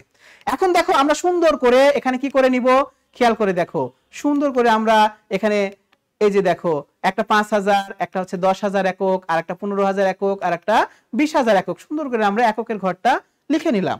এখন টাকার ঘর যখন লিখবো তখন আমাদের খেয়াল রাখতে হবে যে মোট কত একক পণ্য বিক্রি করেছি আর কত টাকা করে বিক্রি করেছি। তাহলে আমরা 20,000 একক পণ্য বিক্রি করেছিলাম আর 20,000 এককের দাম কত আমাদের ছিল, 20 টাকা করে, তাহলে মোট আমাদের কত, 4 লক্ষ টাকা। তাহলে এদিকে আমরা 1 লক্ষ, 2 লক্ষ, 3 লক্ষ এবং 4 লক্ষ, দেখো আমরা এখানে টাকার অ্যামাউন্টটা আমরা এখানে বসিয়ে দিয়েছি। অর্থাৎ ও এক্স এক্সিসে আমরা খেয়াল করে দেখো বিক্রয়ের পরিমাণ একক হাজারে দিয়েছি, আর ও ওয়াই দিয়েছি কি আমরা খরচ এবং টাকা, মানে বিক্রয় আয়ের টাকার পরিমাণ, সেখানে 1, 2, 3, 4 লক্ষ টাকা পর্যন্ত আমরা দিয়েছি। এখন তোমাদের কাজ হচ্ছে প্রথমে যেটা করতে হবে, এই যে বিক্রয় আয়টা তোমাদের নির্ধারণ করে নিতে হবে। দেখো বিক্রয় আয় কত, 20,000 একক পণ্য তুমি বিক্রি করেছো, প্রতি এককের দাম তোমার কত ছিল, 20 টাকা করে, তাহলে 20,000 গুণিতক 20, তাহলে তোমার মোট বিক্রয় আয় রেখা কত হবে, দেখো এই যে 4 লক্ষ টাকা। এই জন্য দেখো 4 লক্ষ অনুযায়ী সেভাবে গিয়ে আমার যেখানে তীর চিহ্নটা আছে ওইটা হচ্ছে আমাদের বিক্রয় আয়ের মোট বিক্রয় আয়। ওকে, এখন তারপরে আমরা কি করে নিব, দেখো এরপরে আমরা এইটাকে আমি সুন্দর করে লিখেছি যে মোট আয় রেখা। এরপরে দেখো আমরা স্থায়ী ব্যয়টাকে আমি সুন্দর করে এখানে চিহ্নিত করে দিয়েছি, কেননা স্থায়ী ব্যয় 1 লক্ষ টাকা সকল ক্ষেত্রে কি সমান, তুমি যদি এক একক পণ্য বিক্রি করো তাও তোমার স্থায়ী ব্যয় 1 লক্ষ, তুমি যদি 20,000 একক পণ্য বিক্রি করো তাও তোমার ব্যয় কি, স্থায়ী ব্যয় কি হবে, 1 লক্ষ টাকাই হবে। অর্থাৎ স্থায়ী ব্যয়ের কোনো পরিবর্তনশীল হয় না, এই জন্য এটা স্ট্রেট দেখো চলে গিয়েছে। এখন আমাদেরকে মোট ব্যয় রেখা তৈরি করতে হবে, এইটুকু অংশটা হচ্ছে আমাদের স্থায়ী ব্যয়। এখন এই মোট ব্যয় আমাদের কতটুকু এটাকে নির্ধারণ করে নিতে হবে, স্থায়ী ব্যয় 1 লক্ষ আর 20,000 একক পণ্য বিক্রি করেছি, প্রতি এককের পরিবর্তনশীল ব্যয় 10 টাকা করে হলে 2 লক্ষ, তাহলে স্থায়ী ব্যয় 1 লক্ষ যোগ 2 লক্ষ, তাহলে মোট ব্যয় হবে আমাদের কত, 3 লক্ষ। তাহলে এই স্থায়ী ব্যয় রেখাটা দেখো আমাদের একবারে ঠিক 3 লক্ষ, ওই সোজাসুজি কিন্তু ওই রেখাটা গিয়েছে। ওকে, এটাকে আমরা বলবো মোট ব্যয় রেখা। ওকে, এরপরে দেখো এটা হচ্ছে আমাদের কি ছিল, মোট ব্যয় রেখা। এরপরে দেখো একটা বিন্দুতে আমাদের আয় রেখা এবং মোট ব্যয় রেখাটা একটা বিন্দুতে সেট করে গেছে, ওই সেট বিন্দুটায় দেখো ওই সেট বিন্দুর টাকা এবং সেট বিন্দুর একক, এই দুটো যে বিন্দুতে মিলে যাবে সেই বিন্দুটাই হচ্ছে আমাদের কি, সমচ্ছেদ বিন্দু। অর্থাৎ আমাদের এখানে দেখো 10,000 একক সমচ্ছেদ বিন্দু এবং 2 লক্ষ টাকা হচ্ছে সমচ্ছেদ বিন্দু। সমচ্ছেদ বিন্দু এককে 10,000 আর টাকায় কত, 2 লক্ষ টাকা। সুপ্রিয় শিক্ষার্থী ভালো করে খেয়াল করে দেখো, এখন দেখো এই যে সবুজ চিহ্নিত যে অংশটা তুমি দেখতে পাচ্ছ, এই অংশটা দেখো মোট ব্যয় আর মোট আয়ের কিন্তু এটা পার্থক্য, ঠিক আছে। সো এই অংশটা যত বেশি হবে সামনের দিকে তত কিন্তু তোমার প্রতিষ্ঠানের কি হবে, মুনাফা হতে থাকবে, ঠিক আছে। আবার দেখো ওই সমচ্ছেদ বিন্দুর ঠিক নিচে লাল অংশ, মানে যেটা তোমরা দেখতে পাচ্ছ, এই অংশটা মানে কি, সমচ্ছেদ বিন্দুর নিচে তুমি যদি বিক্রি করো তাহলে উপরের অংশটা হবে তোমার মুনাফা, অর্থাৎ সবুজ অংশটা হবে তোমার মুনাফা, আর নিচের এই লাল অংশটা হবে কি তোমার, দেখো এটা হচ্ছে তোমার ক্ষতি। ওকে, তো এইভাবে কিন্তু আমাদের একটা কি করতে হয়, একটি সমচ্ছেদ বিন্দু সুন্দর করে আমাদের গ্রাফিক্যালি প্রেজেন্ট করতে হয়। তোমরা যদি গ্রাফ ইউজ করতে পারো তাহলে অবশ্যই গ্রাফ ইউজ করে করবা, তাহলে দেখবা একেবারে অ্যাকুরেটলি সবকিছু আমাদের মিলে যাবে। হয়তো আমি এগুলো হাতে এখানে একটু সম্পাদন করেছি তাই একটু হয়তো মানে জাস্ট একটু বাঁকা হয়েছে কিংবা একটু ঠিকভাবে মিলেনি, কিন্তু গ্রাফে করলে অবশ্যই সমচ্ছেদ বিন্দু আমাদের মিলে যাবে। সুপ্রিয় শিক্ষার্থী দেখো এখানে আমি আবার এখানে দেখো যে মোট ব্যয়ের মধ্যে দুটো ব্যয়, একটা স্থায়ী ব্যয় দেখিয়ে দিচ্ছি আগেই, আর এর পরের যে মোট ব্যয় থেকে স্থায়ী ব্যয় রেখাটার পার্থক্য সেটাই কিন্তু আমাদের পরিবর্তনশীল ব্যয়। তো এভাবেই কিন্তু আমরা কি করব, আমাদের জাস্ট খেয়াল করে দেখো, আমরা একটু যাই আমাদের সমস্যাতে যাই, এটা না এর আগেরটাতে সমস্যা যেটা, সেখানে আমরা যদি যাই তাহলে অবশ্যই আমরা দেখতে পাবো যে আমাদের একটা আমরা ব্রেক ইভেন পয়েন্ট কিভাবে আমরা গ্রাফিক্যালি প্রেজেন্ট করতে পারি সেটা কিন্তু আমরা তুলে ধরতে পারবো। এরপরে দেখো আমাদের অঙ্কের যদি সমাধানে চলে যাই আমরা, তাহলে 3 নম্বরে কি কি চেয়েছিল, 3 নম্বরে যখন যাব তাহলে 2 পর্যন্ত আমরা ব্রেক ইভেন পয়েন্ট দেখো কি কি পেয়েছি, ব্রেক ইভেন পয়েন্ট আমরা পেয়েছি টাকায় পেলাম, ইউনিটে পেলাম। আবার ব্রেক ইভেন পয়েন্টকে আমি কি করেছি, আমি ব্রেক ইভেন পয়েন্টকে দেখো এখানে সুন্দর করে আমি ব্রেক ইভেন পয়েন্টকে আমি গ্রাফিক্যালি প্রেজেন্ট করেছি। এখন আমরা দেখো আমরা অঙ্কে চলে যাব, এখানে অঙ্কে যাই একটু। এটা খুলে ফেলো।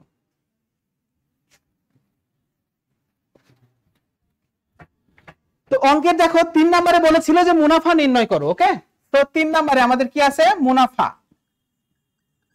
তাহলে মুনাফা নির্ণয় করার ক্ষেত্রে আমরা কিন্তু একটা সূত্র জানি। সেই সূত্রটা হচ্ছে যে এরকম, খেয়াল করে দেখো, আমরা একটু বোর্ডের দিকে ধরি। হ্যাঁ, তো এখানে খেয়াল করে দেখো, আমরা এই ধরনের একটা গ্রাফিক্যাল প্রেজেন্টেশন সেদিন আমরা কিন্তু, বা এই ধরনের একটা স্টেটমেন্ট আকারে আমরা একটু পড়েছিলাম যে সেলস থেকে ভেরিয়েবল কস্ট মাইনাস করলে কন্ট্রিবিউশন মার্জিন হয়, আর সেই কন্ট্রিবিউশন মার্জিন থেকে ফিক্সড কস্টটা মাইনাস করে দিলে কি হয়? আমাদের প্রফিট হয়। তোমরা কিন্তু এইভাবে সুন্দর করে একটা ছক টেনে তোমরা অঙ্কটা সমাধান করতে পারো। কিভাবে? দেখো, যে আমরা যদি মুনাফা নির্ধারণ করি তাহলে এইভাবে যদি ছক টানি, তাহলে দেখো বিবরণ, এটা কি টাকা, তাহলে প্রথমে কি আসবে? বিক্রয়। তাহলে বিক্রয় কত হাজার একক করেছি?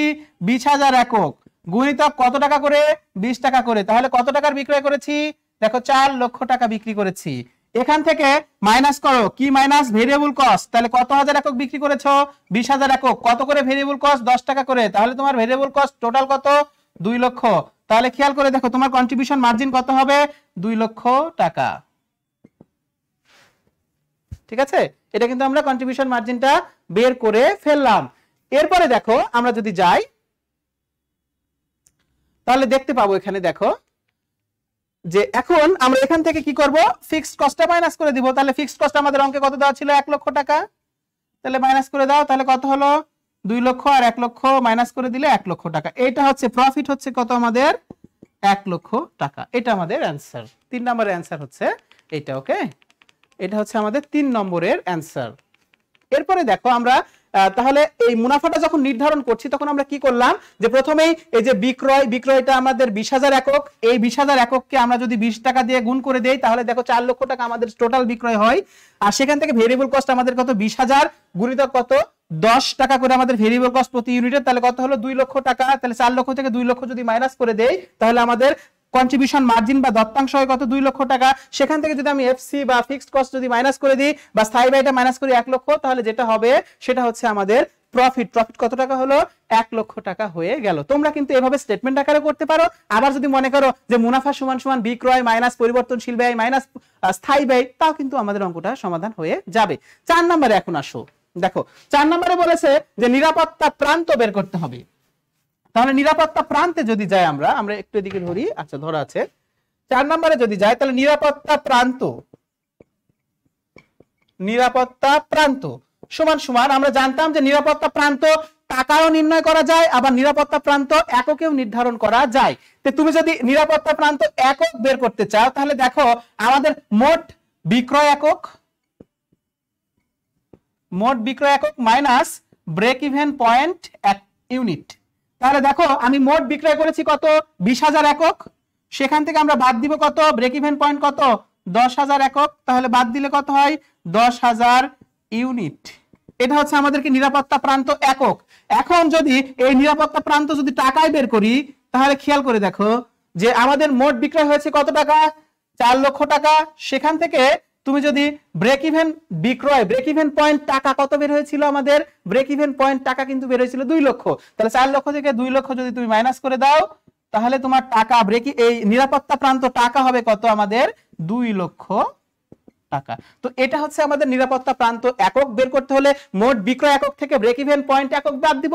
আর যদি টাকা বের করতে বলে তাহলে মোট বিক্রয় টাকা থেকে ব্রেক ইভেন পয়েন্ট টাকাটা আমরা মাইনাস করলেই আমরা নিরাপত্তা প্রান্ত একক এবং টাকায় দুটোতেই কিন্তু আমরা নির্ধারণ করে ফেলতে পারবো। এখন দেখো 5 নম্বরে বলেছে যে নিরাপত্তা প্রান্ত অনুপাত কত। তাহলে চলে আসো, দেখো 5 number margin of safety ratio. দেখো margin of safety ratio, MSR, margin of safety ratio, নিরাপত্তা প্রান্ত অনুপাত সমান সমান কি সূত্র? Margin of safety divided by sales. তো দিয়ে দাও এখন। তাহলে আমাদের নিরাপত্তা প্রান্ত টাকায় কত বের হয়েছে? 2 লক্ষ টাকা, ডিভাইডেড বাই সেলস, আমাদের টোটাল সেলস কত ছিল? 4 লাখ। তাহলে 4 লক্ষ দিয়ে ভাগ করে দাও, তাহলে হবে 0.50। সো এটা হচ্ছে আমাদের মার্জিন অফ সেফটি রেশিও 0.50, একটু নিচে ধরি, সমান সমান কত? 50%। বা এই 0.50 কে কিন্তু আমরা 50% বলেও কিন্তু লিখতে পারি। এরপরে প্রিয় শিক্ষার্থী দেখো 6 নাম্বার যখন যাব আমরা, 6 নম্বরে আমাদের অঙ্কে বলেছে যে কাঙ্ক্ষিত বিক্রয় নির্ণয় করো। তাহলে কাঙ্ক্ষিত বিক্রয়, তাহলে যদি যাও 6 নম্বরে, কাঙ্ক্ষিত বিক্রয় সমান, তাহলে চলে যাও কাঙ্ক্ষিত বিক্রয়। আমাদের অঙ্কটাতে বলেছিল কি, দেখো কাঙ্ক্ষিত বিক্রয় 1,50,000 টাকা মুনাফা করতে চাইলে আমাদের কাঙ্ক্ষিত বিক্রয় কত হবে, এটা কিন্তু আমাদের অঙ্কে চেয়েছিল। তাহলে খেয়াল করে দেখো, কাঙ্ক্ষিত বিক্রয় বের করতে হলে আমাদের সূত্র হচ্ছে এফসি প্লাস কাঙ্ক্ষিত মুনাফা, কাঙ্ক্ষিত মুনাফা ডিভাইডেড বাই কি, দেখো কাঙ্ক্ষিত বিক্রয় যদি একক নির্ণয় করো তাহলে কন্ট্রিবিউশন মার্জিন দিয়ে ভাগ করে দিলে আমাদের অঙ্কটা হয়ে যাবে। তাহলে খেয়াল করে দেখো, এফসি মানে স্থায়ী ব্যয়, স্থায়ী ব্যয় আমাদের কত ছিল 1 লক্ষ টাকা, যোগ কাঙ্ক্ষিত মুনাফা, কত টাকা মুনাফা প্রত্যাশা করেছিলাম 1,50,000, তাহলে যোগ করে দিলাম ভাগ কন্ট্রিবিউশন মার্জিন, দেখো আমি 1 নম্বরে বের করেছিলাম 10 টাকা, তাহলে বিষয়টা কত 2,50,000 ডিভাইডেড বাই 10 ভাগ করে দিলে কত 25,000 একক, অর্থাৎ 25,000 একক যদি তুমি বিক্রি করো তাহলে তোমার মুনাফা কত হবে 1,50,000 টাকা মুনাফা হবে। আমি আবারও দেখো একটু দেখিয়ে দিই যে কাঙ্ক্ষিত বিক্রয় এটা বের করার সূত্র হচ্ছে স্থায়ী ব্যয়কে আমরা কাঙ্ক্ষিত মুনাফার সাথে যোগ করে দিয়ে কন্ট্রিবিউশন মার্জিন দিয়ে ভাগ করব, তাহলে এই যে একক পাবো কাঙ্ক্ষিত বিক্রয় একক, অর্থাৎ কত একক পণ্য বিক্রি করলে আমার 1,50,000 টাকা লাভ হবে, তাহলে কত একক হলো, আমরা 25,000 একক যদি বিক্রি করি তাহলে আমার লাভ হবে কত 1,50,000 টাকা লাভ হবে।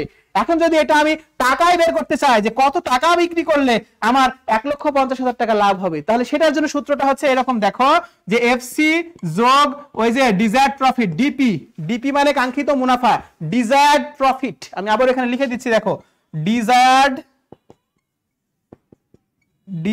প্রফিট বা এটাকে আমরা কাঙ্ক্ষিত মুনাফা বলে থাকি, আবার এটাকে সংক্ষেপে আমরা ডিপি বলে থাকি, divided by contribution margin ratio.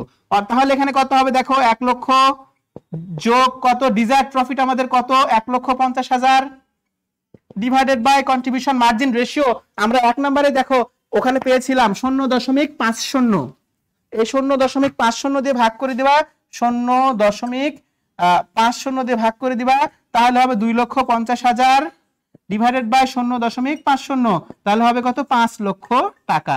অর্থাৎ তুমি যদি 5 লক্ষ টাকা বিক্রি করো তাহলে তোমার প্রফিট হবে কত 1,50,000 টাকা, তোমার কি হবে প্রফিট হবে।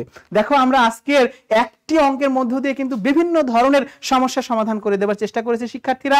তোমরা অবশ্যই তোমাদের আমি আরেকটা অঙ্ক আলোচনা করতাম কিন্তু সেই অঙ্কটি দেওয়ার আর সময় নেই। দেখো এখানে আমি একটি দিচ্ছি, সমস্যাটা দেখাচ্ছি, তোমরা একটু বাসায় এটা করে নিবা। হ্যাঁ, সানমুন লিমিটেডের এখানে বার্ষিক বিক্রয় দেওয়া আছে, স্থায়ী ব্যয় দেওয়া আছে, একক প্রতি বিক্রয় মূল্য দেওয়া আছে, একক প্রতি পরিবর্তনশীল ব্যয় দেওয়া আছে। এখান থেকে তুমি নির্ণয় করবা সমচ্ছেদ বিন্দু একক টাকা, আর 20,000 টাকা মুনাফা করতে চাইলে কত টাকা বিক্রয় মানে কত একক বিক্রয় করতে হবে, তার মানে এটা হচ্ছে কাঙ্ক্ষিত বিক্রয়। আর বিক্রয় মূল্য 10% বৃদ্ধি পেলে তুমি 10% বাড়িয়ে দিয়ে নতুন করে তুমি সমচ্ছেদ বিন্দু নির্ণয় করবে, তাহলে এই অঙ্কটা সমাধান হয়ে যাবে। আর আমাদের যেটা বাড়ির কাজ সেটি হচ্ছে, আমরা যাই বাড়ির কাজে যাই, একটু বাড়ির কাজটা তোমরা একটু করে নিবা। দেখো এখানে যে একক প্রতি বিক্রয় মূল্য 40 টাকা, প্রতি এককের পরিবর্তনশীল ব্যয় 20 টাকা, স্থায়ী ব্যয় 1,20,000 টাকা, প্রতিষ্ঠানটি 20,000 একক পণ্য বিক্রয় করলে, ওই আমি যে আগের অঙ্ক করিয়েছি আর এই অঙ্ক একেবারে সেম, শুধু ফিগারটা একটু আলাদা করে দেওয়া আছে। তোমরা এই অঙ্কটা ভালো করে বাসায় প্র্যাকটিস করবে, আগের অঙ্কটা শুনে আগের অঙ্কটা বুঝে, তাহলে এই অঙ্কের সব কিছু তোমরা কিন্তু জেনে যেতে পারবে। তো মানে সুপ্রিয় শিক্ষার্থী, দেখো আমরা আজকে বিভিন্ন ধরনের সূত্র নিয়ে কাজ করেছি। আগামী দিনে আমরা এই চ্যাপ্টার থেকে প্রিভিয়াস ইয়ারে আসা যে প্রশ্নগুলো আছে বোর্ডের প্রশ্ন, সেগুলো নিয়ে আমরা আগামী ক্লাসে আলোচনা করব। তো সবাইকে অনেক অনেক শুভকামনা এবং আগামী ক্লাসের আমন্ত্রণ জানিয়ে আজকের ক্লাস শেষ করছি। সবাইকে অনেক অনেক ধন্যবাদ সাথে থাকার জন্য।